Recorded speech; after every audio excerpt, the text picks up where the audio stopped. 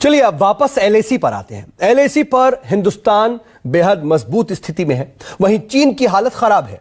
दरअसल सरहद पर चीन की जो साजिश है उसको करारा जवाब देने के लिए हिंदुस्तान ने ऑपरेशन स्नो लेपर्ड तैयार किया है और इस ऑपरेशन ने ड्रैगन आर्मी की एक तरह से कमर तोड़ दी है।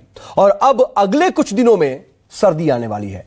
ठंड में लद्दाख के कुछ इलाकों में तापमान -50 डिग्री तक पहुंच जाता है। ऐसे हालात से निपटने के लिए भारतीय सेना तो पूरी तरह से तैयार है, लेकिन चीनी आर्मी का दम निकल रहा है।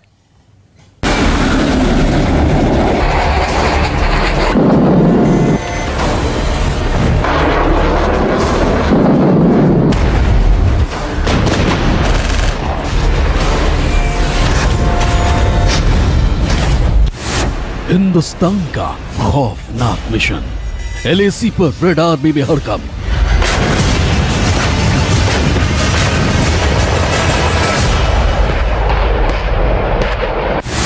सेना का ऑपरेशन स्नो लेपर्ड, बीजिंग में जिनपिंग कांपे थर-थर।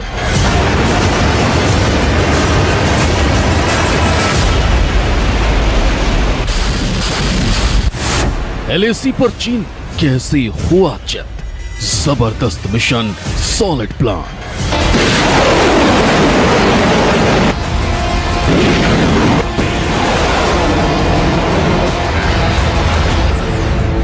लद्दाख में एलएसी पर भारत और चीन की सेना आमने सामने।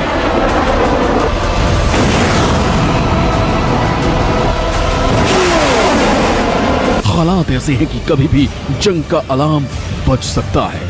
करीब 5 महीने से ही सरहद पर ऐसे ही विध्वंसक हालात बने हुए हैं। हालांकि अब भारतीय सेना काफी मजबूत स्थिति में है। इसके पीछे की वजह है सेना का ऑपरेशन स्नो लेपर्ड, जिसने चीन के चीथड़े उड़ा दिए हैं।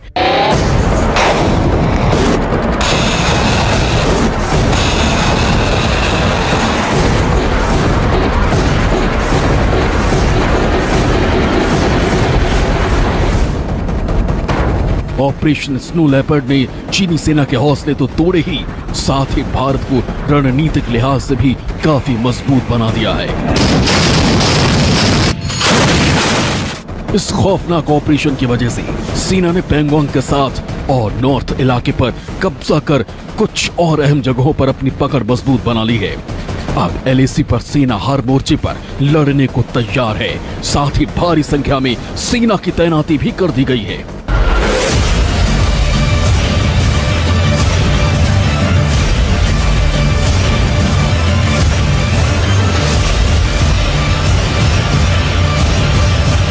चीन के पास अब कोई रास्ता नहीं बचा है, क्योंकि कुछ दिन बाद लद्दाख की पहाड़ियों पर भारी बर्फबारी होने वाली है और पारा माइनस में गिरने वाला है। ऐसे में भारतीय सेना की बहुत सॉलिड तैयारी है।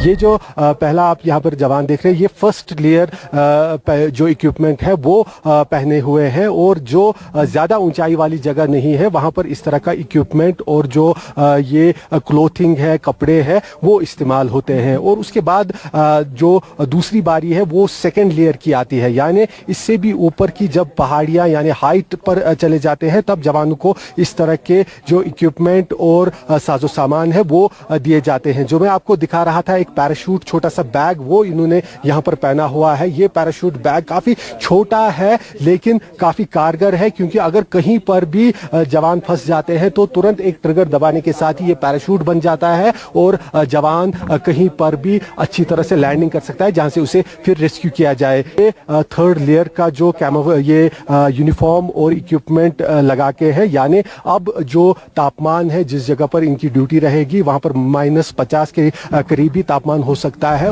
लद्दाख में कुछ दिन बाद भारी बर्फबारी हो जाएगी, पारा -50 तक भी गिर सकता है। जवानों की तैयारी पूरी सर्दी में एलएसी पर डटे रहने की है।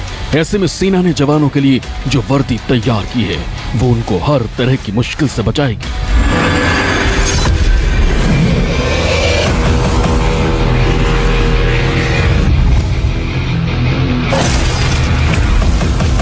जो एक फर्स्ट लेयर होती है अंदर जो पहले जवान पहनते हैं, इस तरह का एक थर्मोकोट टाइप का सूट होता है। फिर सेकेंड लेयर होती है, ये जैकेट आप देख रहे हैं खास तरह के बने हुए हैं, काफ़ी महंगे होते हैं ये जैकेट्स, काफ़ी खास तरह के बनाए जाते हैं। DRDO से लेकर कुछ चीज़ें जो है इंपोर्ट कराई जाती है जवानों के लिए, क्योंकि कठिन परिस्थितियों में इनको तैनात रहता है। ये फॉरवर्ड इलाकों में जो सबसे ऊंची चोटियों पर जवान तैनात रहते हैं, उनके लिए यहाँ पर और भी खास तरह के इक्विपमेंट मौजूद रहते हैं। उसके साथ ये आप देख सकते हैं स्नो कटर्स के साथ साथ जो स्नो मूवर्स, यहाँ पे सारी चीजें हैं। कई बार जवानों को दोहरी चुनौती, दुश्मन और बर्फबारी से भी सामना करना पड़ जाता है, तो सेना ने ऐसे हालात से निपटने की भी पूरी तैयारी कर ली है। अपने जवानों को सुरक्षित रखने के लिए सेना की ठोस प्लानिंग है। कई बार सेना को कैजुअलिटी या इंजरी उठानी पड़ती है और उस समय किस तरह से जवान को रेस्क्यू किया जाता है, उसकी तस्वीर आप यहाँ देखकर समझ सकते हैं। ये जो रेस्क्यू बैग बहुत बड़ा आप देख रहे हैं, इसको जो घायल हुआ होगा, चाहे जवान हो अफसर हो, इसमें यहाँ पर तुरंत शिफ्ट करके पूरी तरह से पैक किया जाता है, ताकि इंजरी का जो यहाँ पर हानि हो वो ज्यादा न बढ़े और जवान की जान सुरक्षित रहे। हाइपर बैरिक चैम्बर यानी जो घायल जवान है उसको उस बैग में लाने के बाद तुरंत अगर ज्यादा इंजरी है तो इस हाइपर बैग चैम्बर में रखा जाता है, क्योंकि इसके अंदर तापमान जो मेंटेन रहता है।